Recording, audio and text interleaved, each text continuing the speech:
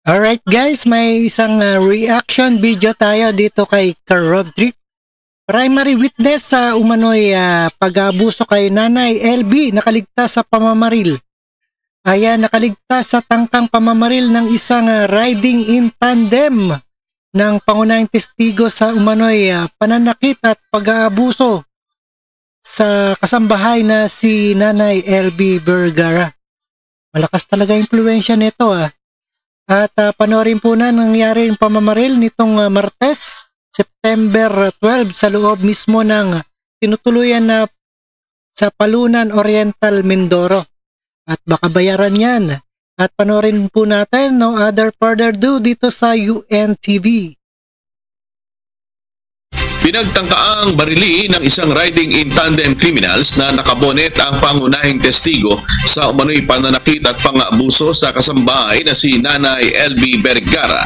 Nangyari ang pamamaril kay alias Dodong gabi nitong Martes, September 12 sa loob mismo ng tinutuluyan nito sa Paluan Oriental, Mindoro. Sa Senate plenary session, inilahad ni Senator Jinggoy Estrada na bago ang pamamaril, ilang gabi nang may nagmamanman kay Dodong sa bahay nito sa Paluan Oriental, Mindoro. Pakinggan po natin ang pahayag ni Senator Jinggoy Estrada sa Senate plenary session. Bago pa man nangyari ang pagtatangka sa buhay ni Dodong, may mga pulis at sundalo nang nakabantay sa bahay ng kanyang bagong employer.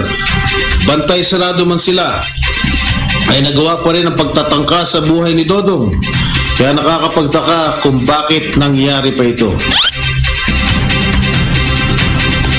Maswerte namang nakaligtas si Dodong at ngayon nasa pangangalaga na ng Criminal Detection and Investigation Group. Sa ngayon patuloy pang tinutugis ang mga suspect.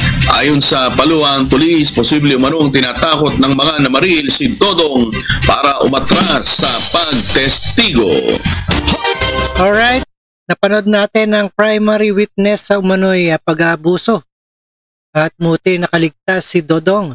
At maraming salamat sa inyong lahat at nananaig ang kabutihan at kaalaman para sa tunay na pangyayari dito kay Nanay LB.